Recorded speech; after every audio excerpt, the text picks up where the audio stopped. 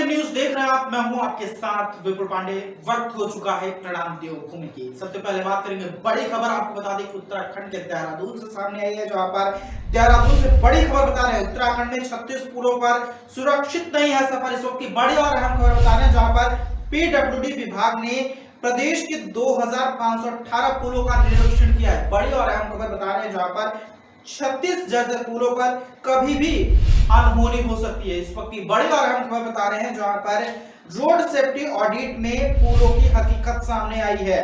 शासन ने इन पुलों की मरम्मत के आदेश जारी किए हैं। इस वक्त की बड़ी और अहम खबर बता रहे हैं, जहां पर देहरादून से खबर है, उत्तराखंड में 36 पुलों पर सुरक्षित सफर नहीं है। बढ़ते अगली खबर की ओर। खबर आपको बता दें कि हल्द्वानी से सामने आई है, जहां पर बताते चले कि नगर निगम हल्द्वानी परिसर में पिछले एक हफ्ते से सफाई कर्मियों का धरना जारी है। 500 रुपए दैनिक मानदेय ठेका प्रथा खत्म करने, बैनी सेना योजना बंद करने सहित अन्य मांगों को लेकर कर्मचारी धरना पर डटे हैं। वहीं बीते दिवस संयुक्त मोर्चा नगर निगम के बैनर तले धरना देते हुए कर्मचारियों ने जमकर नारेबाजी करते हुए नगर आयुक्त के पुतले के साथ शव यात्रा निकाल उग्र आंदोलन की चेतावनी दी थी। वहीं इस पूरे मामले पर नगर आयुक्त पंकज उपाध्याय का कहना है कि सफाई कर्मियों की लापरवाही बर्दाश्त नहीं की जाएगी। बैनी सेना कार्य अच्छा कर रही है, इसे हटाया नहीं जाएगा और कर्मचारियों को बढ़ा हुआ वेतन जो है तब तक दिया जाएगा जब कर्मचारी 8 घंटे की ड्यूटी पूरी करेंगे। इसके अलावा हमारी देयता जैसे जैसे आएगी वैसे वैसे भुगतान किया जाएगा। माध्यम से मेरे संज्ञान में आ रहा है कि किसी प्रकार की शव यात्रा निकाली है निगम के कुछ कर्मचारियों ने। ये घटना मेरे संज्ञान में नहीं है, लेकिन ये घटना मेरे संज्ञान में है कि 500 रुपये मानदेय जो बढ़ाया गया है उसको दिए जाने को लेकर आंदोलित हैं और 500 रुपये जो बढ़ा हुआ मानदेय है उसको देना हमारी जिम्मेदारी है। लेकिन शासनादेश के अनुसार भी और व्यवहारिकता में भी उसको निगम की आय से दिए जाने का प्रावधान है। लगभग 6 करोड़ रुपया सालाना हमारा व्यवहार बढ़ रहा है और अभी हमारी स्थिति नहीं है। हम अपनी आमदनी बढ़ाने का लगातार प्रयास कर रहे हैं। अभी यूरिया चार्ज की वसूली के माध्यम से भी हम अच्छी उपलब्धि हासिल कर रहे हैं। करीब 2-2.5 करोड़ रुपया सालाना की हमारे आय वृद्धि होने की संभावना बनी है। तो हमारा प्रयास है कि जो हमारी आय वृद्धि हो रही है उन सबको शामिल करते हुए और आय के स्रोतों को सुनिश्चित करते हुए हम इनका जो मानदेय है उसको बढ़ाने पर काम करेंगे। इसके साथ साथ ये भी स्पष्ट करना चाहता हूँ कि बड़े पैमाने पर हमारे कर्मचारियों को ऐसी शिकायत प्राप्त हो रही है कि वो 8 घंटे काम नहीं करते हैं और बहुत सारे लोगों के विषय में जानकारी मिलती है कि वो काम ही नहीं करते हैं। तो ऐसे कुछ कर्मचारियों को बर्खास्त भी किया गया है, सेवाएं समाप्त की गई हैं और भविष्य में भी इनका 8 घंटे की ड्यूटी का आधार सत्यापन करने के बाद ही इनका भुगतान किया जाएगा। तो जो बढ़ा हुआ मानदेय की जिम्मेदारी है उसको देने के प्रति हम प्रतिबद्ध हैं। बढ़ते अगली खबर की ओर। खबर हल्द्वानी से है, जहां पर बता दें कि बिजली विभाग अब जो है एक अनोखा तरीका अपनाने वाला है। अब आप सोच रहे होंगे क्या, तो आपको बता दें कि बारिश और आंधी से होने वाले नुकसान एवं हादसों में कमी लाने के लिए ऊर्जा निगम अब अंडरग्राउंड केबल डालेगा। इसका प्रस्ताव तैयार मुख्यालय स्वीकृति के लिए भेजा गया है। इस पहले चरण में नैनीताल, हल्द्वानी, काशीपुर को रखा गया है। इसमें 1500 करोड़ रुपए से अधिक खर्च होंगे। मुख्य अभियंता उत्तराखंड पावर कॉर्पोरेशन कुमायूं अतुल सिंह गर्ब्याल ने बताया कि हल्द्वानी, नैनीताल, काशीपुर में अंडरग्राउंड डाली जाएगी। वाहनों की टक्कर, आंधी, बारिश में होने वाले नुकसान से राहत मिलेगी। बिजली आपूर्ति भी कम प्रभावित होगी। उन्होंने बताया कि हल्द्वानी में 33 केवी की 76 की 11 केवी की 75 केवी 170 केवी एलटी लाइन डाली जाएगी।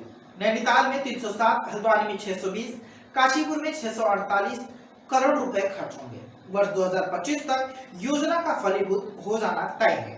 पहले चरण में स्मार्ट मीटर लगाए जाने हैं, उसके बाद अंडरग्राउंड केबल का काम शुरू कर दिया जाएगा। उत्तराखंड में हरिद्वार के बाद हल्द्वानी ऐसा दूसरा शहर होगा जहां विद्युत लाइनें भूमिगत होने जा रही हैं। जो सेंट्रल गवर्नमेंट की एक महत्वाकांक्षी योजना अब लागू होने वाली है हमारे स्टेट में भी, जिसका नाम है RDSS, revamped distribution sector scheme, पुनरुत्थान वितरण क्षेत्र सुधार योजना। तो ये एक बहुत बड़ी स्कीम है, एक बहुत ही ऐसी स्कीम है जिसके वजह से आमूलचूल परिवर्तन आएगा उपभोक्ताओं के की विद्युत आपूर्ति के सप्लाई की, जो हम उसमें भी बहुत इम्प्रूवमेंट आएगा। तो उसमें कुछ काम ऐसे हैं जो मॉडर्नाइजेशन के हैं, कुछ ऐसे होते हैं जो हमारे लाइन लॉस या हमारे AT&C लॉसेज होते हैं उनको कम करने की दिशा में भी ये काम होने हैं। तो मैं आपको बताऊं कि ये लगभग कुमाऊं में 1577 करोड़ की ये योजना जो है PFC से जो है स्वीकृत हो चुकी है और जिस पे जो है टेंडर वगैरह की प्रक्रिया हमारे हेडक्वार्टर से प्रारंभ की जा चुकी है। इसमें जो बहुत बड़ा हल्द्वानी क्षेत्र में जो काम होने वाला है, ये जो हमारी मेन रोड है, नैनीताल रोड कहिए या कालाडूंगी रोड कहिए, तो इसमें जितनी भी लाइनें हैं हमारी 33 की हो, चाहे 11 kV की हो, चाहे LT लाइन हो, ये सारे अंडरग्राउंड हो जाएंगे। तो इससे क्या होगा, एक तो ब्रेकडाउन्स कम हो जाएंगे, दूसरा शहर की सुंदरता भी बढ़ेगी। ऐसे ही नैनीताल का भी जो झील का परिक्षेत्र है, झील के चारों ओर और हाई कोर्ट तक, तो इसी योजना के तहत उसको भी अंडरग्राउंड करने का जो है DPR स्वीकृत हो चुका है। तो एक ऐसी योजना है कि जिससे उपभोक्ताओं को भी फ़ायदा होगा, विभाग का जो इंफ्रास्ट्रक्चर है उसमें भी बहुत बड़ा जो है उन्नति होगी, उसको भी बहुत सुदृढ़ता मिलने वाली है। सर कितने इसका जो टारगेट हमको मिला है 2025 तक का है ये, तो उसमें कुछ कंडीशंस भी है, जैसे हमें ETNC लॉस अपने 12 से 14% के नीचे लाने हैं, जो कि लगभग हमारे 14-15% तक रहता है, तो वो एक ये भी कंडीशन है। तो और इसमें सबसे पहले फर्स्ट प्रायोरिटी में जो काम होना है वो है स्मार्ट मीटरिंग।